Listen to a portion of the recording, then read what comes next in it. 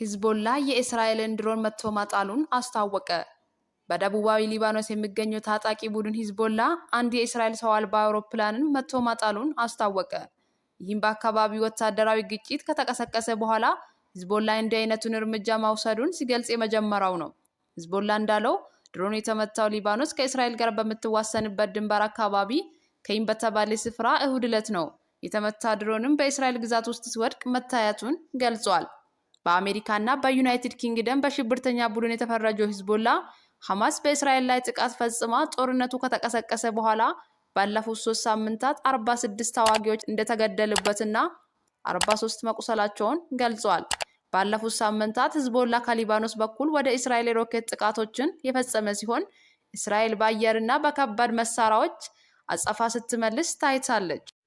እስራኤል እርምጃ እንድንወስድ ልታስገድደን ትችላለች። የኢራን ፕሬዝዳንት እስራኤል እያደረገች ያለው ተግባር ቀይ መስመር አልፏል፣ እርምጃ እንድንወስድ የሚያስገድደን ሁኔታ ውስጥ እያስገባችን ነው ሲሉ የኢራን ፕሬዝዳንት ኢብራሂም ራይስ ተናግሯል።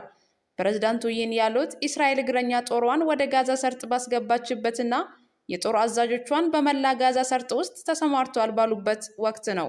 አሜሪካ ምንም እንዳናደርግ እየጠየቀችን ነው፣ ነገር ግን በተቃራኒው ለእስራኤል ከፍተኛ ድጋፍ እየሰጠች ነው። አሜሪካ ለአክሲስ ኦፍ ሬዚስታንስ መልእክት እያላከች ሲሆን ነገር ግን በጦር ሜዳ ግልጽ ምላሽ አግኝታለች ብለዋል።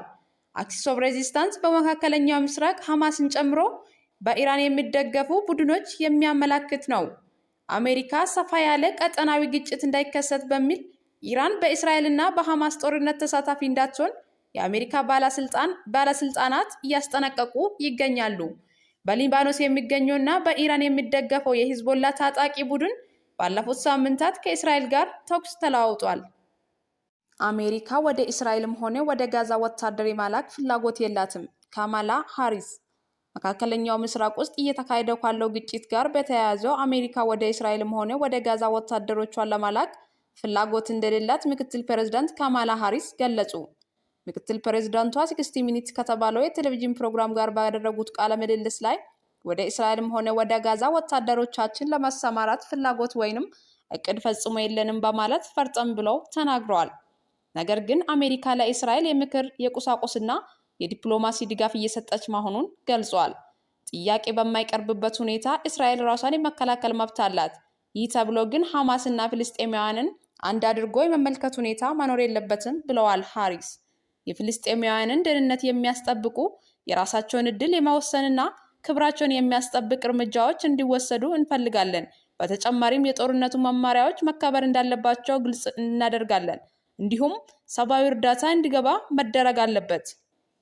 ምክትል ፕሬዝዳንት ሃሪስ አክለውም አሜሪካ ግጭቱ እንዳይባባስ የማድረግ ፍላጎት እንዳላት በመመልከት ኢራን እጇን እንዳታስገባ አስጠንቅቀዋል። የመንግስታቱ ድርጅት የጸጥታ ምክር ቤት ዛሬ አስቸኳይ ስብሰባ ያደርጋል። እስራኤል በጋዛ ላይ የምታካሄደው ጥቃት ተጠናክሮ በቀጠለበት በአሁን ጊዜ የመንግስታቱ ድርጅት የጸጥታ ምክር ቤት ጋዛ ውስጥ ባለው የሰብአዊ እርዳታ አቅርቦት ቀውስ ዙሪያ አስቸኳይ ስብሰባ ዛሬ ሊያደርግ ነው።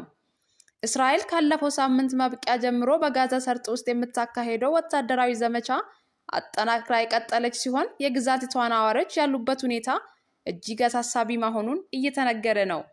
በዩናይትድ አረብ ኤሚሬትስ ጥያቄ ዛሬ ሰኞ ጥቅምት 19 2016 ዓ.ም በሚካሄደው የጸጥታ ምክር ቤት አስቸኳይ ስብሰባ ላይ ለፍልስጤማውያን ስደተኞች እርዳታ የሚያቀርበው የመንግስታቱ ድርጅት አካል ስላለው ሁኔታ ማብራሪያ ይሰጣል ተብሏል። ባለፈው ቅዳሜ ተመድ ዋና ጸሐፊ አንቶኒ ጉተሬስ ሰብአዊ እርዳታ ለማድረስ ተኩስ እንዲቆም በዓለም አቀፍ ማህበረሰብ የቀረበውን ጥያቄ ከመፍቀድ ይልቅ እስራኤል በጋዛ ውስጥ የምታካሄደው ዘመቻ በመጠናከሩ እንዳሳዘናቸው ተናግረዋል። ጦርነቱ ከተቀሰቀሰ በኋላ ባለፉት 3 ሳምንታት ውስጥ የተባበሩት መንግስታት ድርጅት የጸጥታ ምክር ቤት ተኩስ እንዲቆም ለማድረግ በሚያስችል ሁኔታ የውሳኔ ሀሳብ ላይ 4 ጊዜ ቢሰበሰብም ውጤት ሳያስገኝ ቀርቷል። ለዚህም ምክንያቱ አሜሪካ ወይንም ሩሲያ ባቀረቡት ሀሳቦች ላይ ድምጽን በድምጽ የማሻር ስልጣናቸውን ተጠቅመው ውድቅ በማድረጋቸው ነው። የተባበሩት መንግስታት ድርጅት ማሳያ የሚሆን ማስረጃን በመጥቀስ እንዳለው በሰሜን ጋዛ የሚካሄደው የአየር ጥቃት የመኖር አካባቢዎችን በማውደም ላይ ያነጣጠረ ይመስላል ብለዋል።